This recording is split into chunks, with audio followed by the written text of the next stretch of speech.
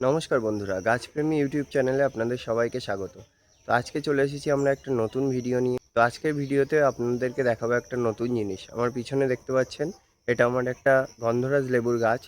তো এই গাছটায় খুব ভালো ফলন, কিন্তু এবার যখন ফুল ফুটেছিল ওই টাইমটাতে খুব বৃষ্টি হয়েছিল বেশ কয়েকদিন ধরে, ওই জন্য এই গাছটাতে এবার ভালো লেবু হয়নি। তো আমি ভাবলাম ডালগুলো যখন ফাঁকাই আছে তো কিছু কাজ করে নেওয়া যাক ডালগুলো দিয়ে। তো আজকে আপনাদেরকে গুটি কলম বাঁধা দেখাবো। লেবু গাছের গুটি কলম খুব সহজেই বাঁধা যায়, তো এই পদ্ধতিটা আপনাদেরকে আজকে দেখাবো। চলুন বন্ধুরা, এই যে আমার এই গাছটা গাছটা আছে জঙ্গল, উপরে বড় বড় গাছ আছে, অনেক বড় বড় গাছ, আম গাছ আছে এখানে, তারপরে এদিকে একটা কাঁঠাল গাছ আছে। তবুও এর ভিতরে থেকেও গাছটা খুব ভালো ফল দেয়। আগের বছর এই গাছ থেকে 80টার উপরে ফল নিয়েছিলাম। গাছটা এত বড়ও ছিল না তখন। এই যে এই জায়গাটা জুড়েই, প্রায় শুধুমাত্র এই জায়গাটা জুড়েই মনে হয় 50টার মতন ফল হয়েছিল। আর থোকা থোকা ফল ধরে। আর এবার হয়েছে, একেবারে যে হয়নি তা নয়। দেখুন এই যে এখানে যেমন একটা আছে, বেশ বেশ বড় বড় সাইজের হয়, এর থেকেও আরও খানিকটা বড় হবে। তো এটা লম্বা শেপের হয়েছে, প্রত্যেকটা আবার লম্বা শেপের হয় না। এখানে এই লেবুটা দেখুন, যেমন গোল শেপের হয়েছে এই লেবুটা। তো এটাতে তেমন লেবু হয়নি বলে এবার তেমন ট্রিটমেন্টও করা হয়নি গাছের, কোনো রকম ছত্রাকনাশক বা কীটনাশক ব্যবহার করাও হয়নি। তো দূরে যদি নিয়ে যাই আপনাদেরকে, দেখবেন ওই পাশেও হয়েছে লেবু, দেখাচ্ছি আমি। বন্ধুরা এই যে দেখুন, লেবু হয়েছে, খুব ভালো ধরন এই লেবুটার। এই যে এখানে একটা লেবু, লেবুটা একদম চকচক করছে এটা। তো বন্ধুরা, গুটি কলম করার জন্য আমাদের প্রথম কাজ হলো সঠিক ডাল নির্বাচন করা। এই ধরনের যে কচি ডাল আছে সেই ডালগুলিকে আমরা নেব না, আমরা নেব ম্যাচিওর ডাল। কিন্তু এমন নয় যে আবার খুব মোটা ডাল, আমরা নিয়ে নেব পেন্সিল সাইজের ম্যাচিওর যে ডাল হয় সেই ডালগুলো। যেমন ধরুন এই ডাল, এই ডালটা এখানে ম্যাচিওর ডাল আছে, দাঁড়ান দেখাচ্ছি পরিষ্কার করে। হ্যাঁ, এই ডালটা, কিংবা ধরুন এই ডালটা, এর পাশের যে ডালটা আছে এই ডালটাও আমরা ব্যবহার করতে পারবো। তো এর জন্য আমাদের কি কি সরঞ্জাম লাগবে দেখে নিন। তো প্রথমেই আমাদের যেটা লাগবে সেটা হলো একটা ধারালো ছুরি। পর যেটা লাগবে সেটা হলো এঁটেল মাটি। তারপর যেটা লাগবে সেটা হলো একটা প্লাস্টিক। তারপর যেটা লাগবে সেটা হলো দুটো দড়ি। তো চলুন এবার দেখা যাক কিভাবে গুটি কলম করব। তো বন্ধুরা, আশা করি আপনারা পরিষ্কার দেখতে পাচ্ছেন ডালটা। তো এই যে ছুরিটা দিয়ে কি করব, আমরা এখান দিয়ে গোল করে একটা কাট দিয়ে নেব, ঠিক গোল করে একদম এমনভাবে। আর এতটা জায়গা ছেড়ে, এই যে এখানে একটা কাটা আছে, এই যে এতটা জায়গা ছেড়ে এখানটাতেও একটা কাট দিয়ে নেব একদম গোল করে।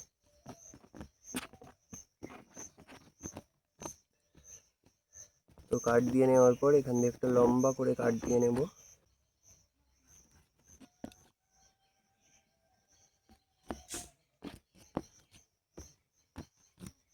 এবার এই ডালের উপর থেকে এই আঁশটা আমরা ছাড়িয়ে ফেলবো, ঠিক এভাবে।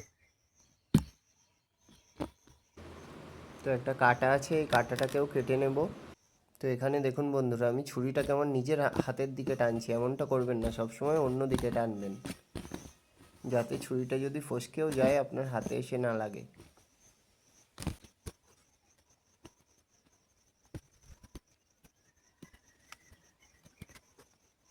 ঠিক একইভাবে ছাড়িয়ে নেব নিচের দিকটাও। নিচের দিকে একটা কাটা আছে, তো কাটাটাকে কেটে নেব। কাটাগুলোকে এভাবে কেটে নিতে হবে। তো এবার এটাকে এরকমভাবে ঘষে একটু পরিষ্কার করে নিতে হবে এর গাটা। নিচের দিকে ছালটাও তুলে ফেলি।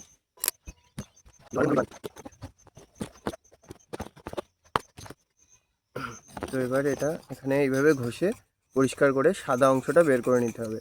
এর উপরে একটা অংশ থাকবে যেটা একটু তেল তেলের মতন, সেই অংশটাও বাদ দিয়ে দিতে হবে ঘষে। এর উপরে সবুজ সবুজ অংশ থাকলে সেটা ঘষে এরকম বাদ দিয়ে দিতে হবে। ডাল কাটছি তাই এর থেকে এত সুন্দর একটা সুগন্ধ বেরোচ্ছে, আপনারা এই ফোনের মাধ্যমে বুঝতে পারবেন না, সেটা আমি বুঝতে পারছি। লেবুটার গন্ধও দুর্দান্ত। একদম এঁটেল মাটি নেবেন, ভেজা ভেজা কাদা কাদা মাটি নেব আমরা,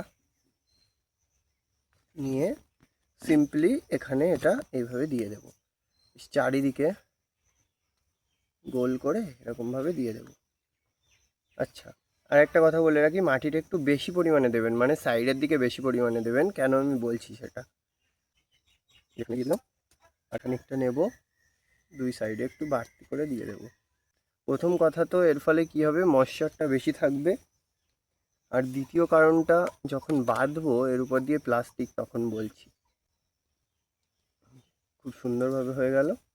তো বন্ধুরা, আপনাদেরকে একটা কথা বলে রাখি, যখন এই ডালটা থেকে ছালটা ছাড়ালাম, তারপর আপনারা এখানে চাইলে একটু ফাঙ্গিসাইড স্প্রে করে দিতে পারেন, খুব পাতলা করে গুলে স্প্রে করে দিতে পারেন, না দিলেও কোনো প্রবলেম নেই, যেমন আমি এখানে কোনো ফাঙ্গিসাইড স্প্রে করলাম না।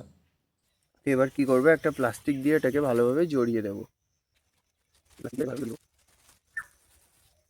তো প্লাস্টিক দিয়ে জড়ানোর কারণ কি, এর ভিতরে ময়েশ্চারটা লক হয়ে থাকবে, গাছের মাটিটা, এই যে মাটিটা আমরা দিলাম সেই মাটিটা শুকিয়ে যাবে না। তো বন্ধুরা, এবার আপনাদেরকে বলি যে মাটি আমি কিছুটা সাইডে বাড়তি করে কেন দিতে বললাম। তো বাড়তি করে আপনাদেরকে দিতে বলার একটাই কারণ, এবার আমরা যখন দড়ি দিয়ে এটাকে বাঁধবো, তখন আমরা এই কাদা যেটুকু দেওয়া আছে তার উপর দিয়ে দড়ি চালাবো, যার ফলে ভিতর থেকে হাওয়া বেরিয়ে যাওয়ার কোনো জায়গা থাকবে না, ফলে মাটির ময়েশ্চারটা এর ভিতরেই থেকে যাবে। তো একটা দড়ি নিয়ে নেব, নিয়ে দড়িটাকে এখান দিয়ে কাদার উপর দিয়ে বেঁধে দেব।